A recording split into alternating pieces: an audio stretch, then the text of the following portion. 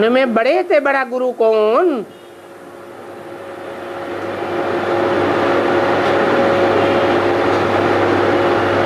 Ibrahim, Buddha, Christ, तो ये साधारण गुरु हुए उस मुकाबले में।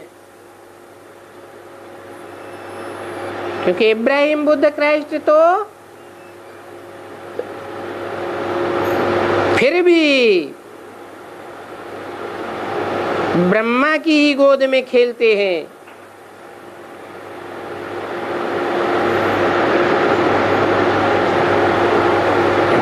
ये इब्राहिम, बुद्ध, क्राइस्ट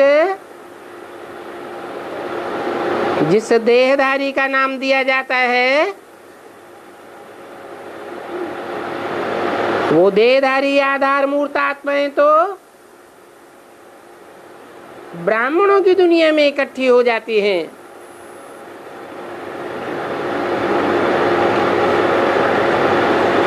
अभी बाप बैठ करके समझाते हैं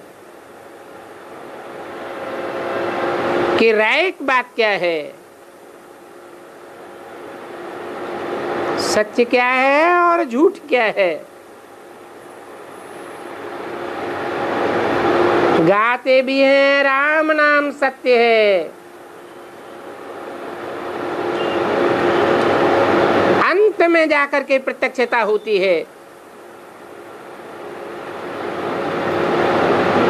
बाकी तो सब की डूबी जा हो जाती।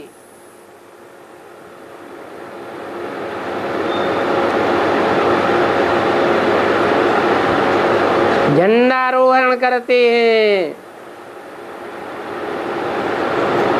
उसमें भी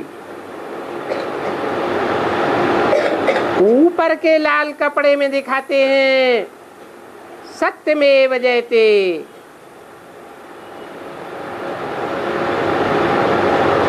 वो ऊंची ऊंची स्टेज है जो परम पुरुषार्थ के आधार पर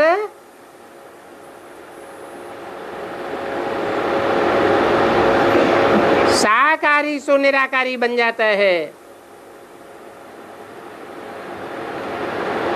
और शिव के साथ उसका नाम लिया जाता है। भगवान बाप आकर के आप समान बनाए देते हैं। निराकारी, निर्विकारी, निरहंकारी। तो अब बाप आकर के समझाते हैं कि झूठ कौन है और सत्य कौन है।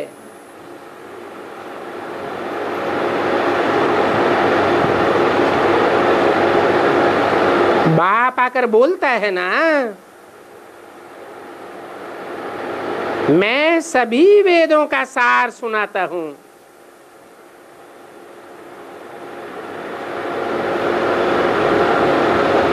वो पुस्तक के रूप में जो वेद बनाए हैं वो तो मनुष्यों ने बनाए हैं।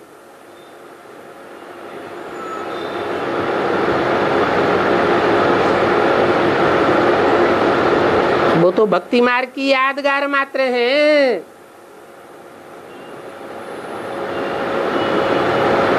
कोई भी धर्म पिता इस सृष्टि पर आकर के पुस्तकें नहीं लिखता है,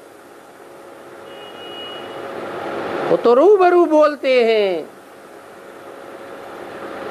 सभी धर्म पिताओं ने भगवान को फॉलो किया है।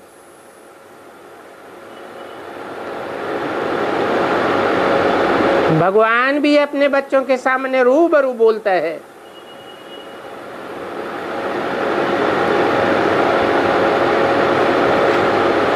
पहले पहले माँ के रूप में बोलता है, जिसे गीता ज्ञान कहा जाता है।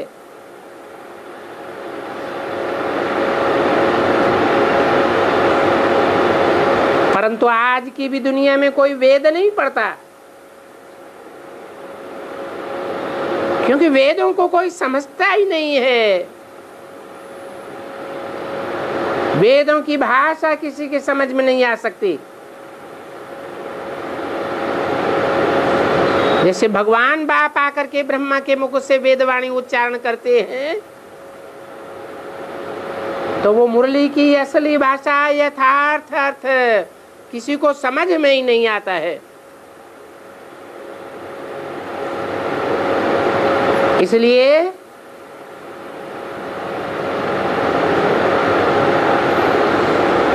वो ब्रह्मा की बोली हुई फर्स्ट क्लास वाणी तो मिलने का सवाल ही पैदा नहीं होता। वो ब्रह्मा तो शरीर छोड़ गया, जिसके मुख से यथार्थ रूप में वेदवाणी चलाई गई।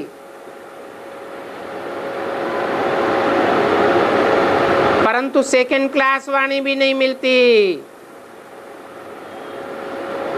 क्योंकि गुरु लोग उसे भी छुपा देते हैं, फाड़ देते हैं, फेंक देते हैं।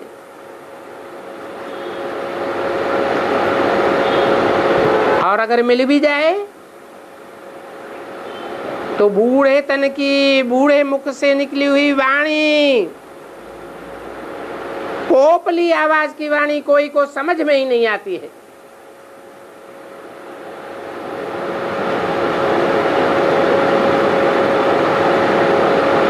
वो साकार वाणी, जिसे गीता ज्ञान कहा जाता है,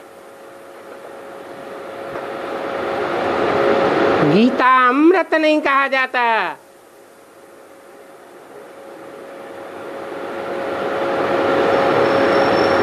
वो वाणी का भी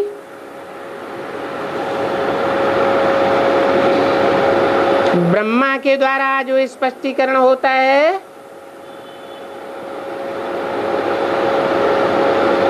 वो सूक्ष्म शरीर के द्वारा व्यक्त वाणी कही जाती है।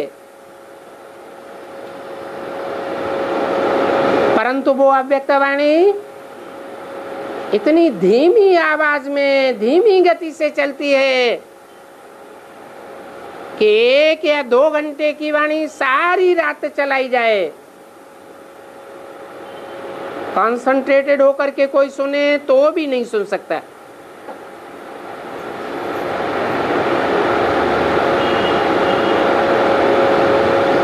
आज की कलयुगी दुनिया में इतना किसी के पास टाइम नहीं है जो 1 घंटे की वाणी को 12 घंटे में बैठ करके सुने।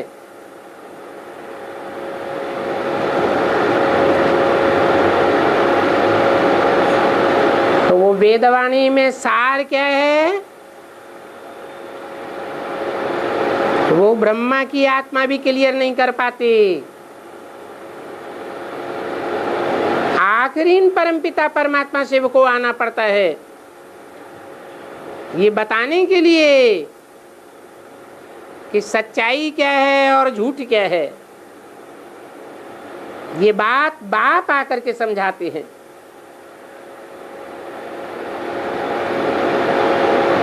अब ये बोलते हैं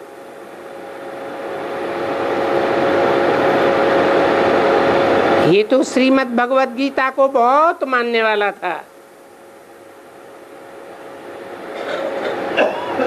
वो गीता पढ़ते आते थे,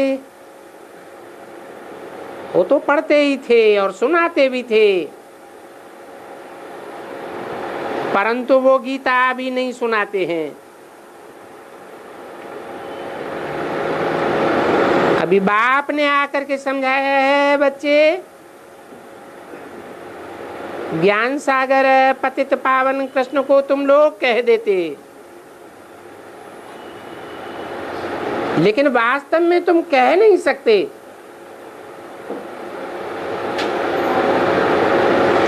उसके द्वारा कोई भी पतित से पावन नहीं बनता।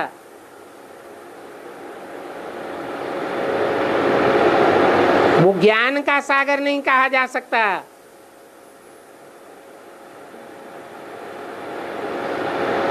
वो तो षष्ठी वृक्ष का पत्ता है, पत्ते में बीज नहीं समाया हुआ होता है, लेकिन बीज में सारा झाड़ समाया हुआ होता है।